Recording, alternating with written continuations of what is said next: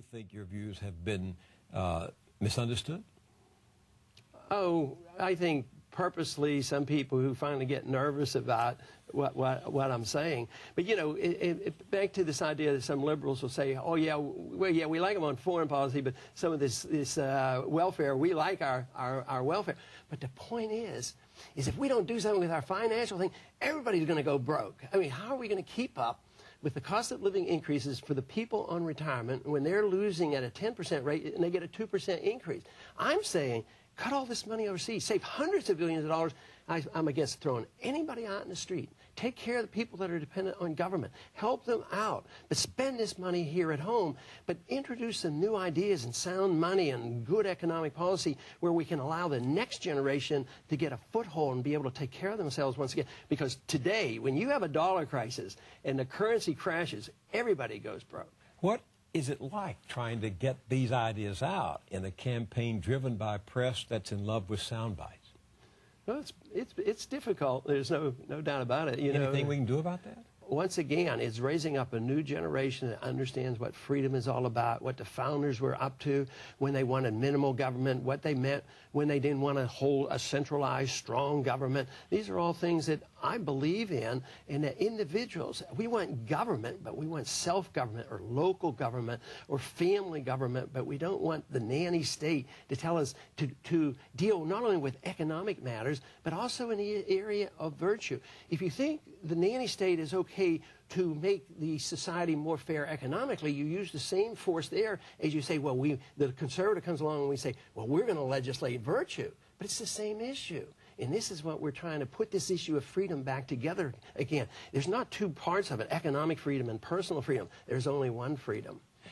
The Chicago Tribune has a headline, Paul, a seller of ideas. They call him Dr. No. No big government, no big spending, no flouting the Constitution, and no interest in a slick political image. And the lead of this story is no more Department of Education, no more Federal Reserve Bank, no more Medicare or Medicaid, no more membership in the United Nations or NATO, no more federal drug laws, and no more U.S. troops in Iraq or anywhere else on foreign soil. Does that pretty well sum up? It's a pretty good idea. I have transition programs for everything because I think the Federal Reserve is a monstrous idea. This whole idea that if your government needs money and the politicians spend too much to run wars, oh, we'll print up the money.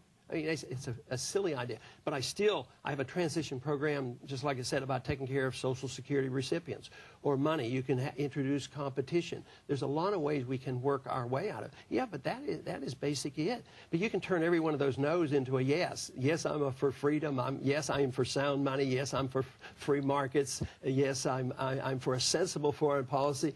I sure am for bringing the troops home because I am against the American empire. I'm for defending this country and having a strong national defense. You keep coming back to the war. Since the violence in Iraq has diminished, the war has, for all practical purposes, disappeared from the news. What do you make of that? They hope that it does, but, you know, isn't it amazing that at the end of last year they turned this into almost like another mission accomplished? And yet it was our worst year. You know, if you go by years, it was our worst year. We lost 900 men in Iraq, over 100 in Afghanistan. Afghanistan is blowing up. It's coming unraveled. We're involved in 2 countries there trying to nation build. At the same time, it looks like we'll be in Pakistan. So this whole idea that that there's some type of victory going on over there, and it's a disaster. And they would like us to not talking about it anymore, but we cannot hide from it, because it's tied into the finances. All great countries end when they extend themselves too far overseas, and the litmus test is what do they do to their currency. We did not have to fight the Soviet Union, but the Soviet Union, because of economic reasons. That is what's going to happen here. We won't be invaded. You know how many weapons we have. We have more weapons, probably twice as many as everybody else put together. Nobody would dare touch us. And yet, everybody's frightened. Oh, who's going to attack us and who's going to deliver us? But it's the financial thing that will finally bring us to our knees. Has our two-party system run its course? Well, it's meaningless, and I think we send boys over there to promote democracy in Iraq, but we don't really have democracy here because, you know, if you're in a third party, if you're in a Green Party or a Libertarian Party, you don't get any credibility. You can't get on debates. You can't get on the ballots hardly at all. And it's very, very difficult. And if the two parties are the same, you don't really have a democratic choice here. So, yes, I think we have a long way to go to set good standards here. This is my whole argument. I think there's a lot of goodness in America, and we should spread our goodness, but never through force.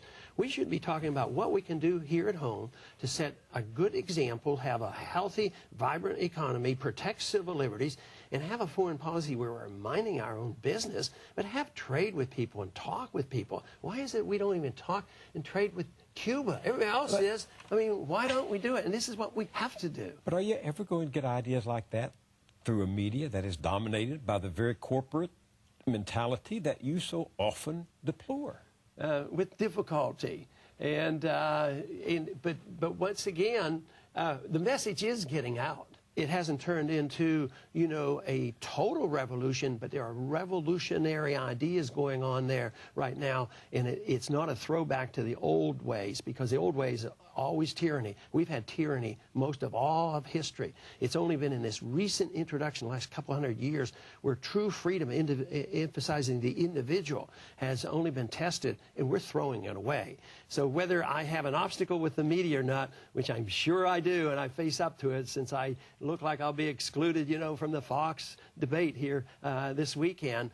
But nevertheless, the amount of freedoms we have left in this country, we still have it, and we have to maximize its use.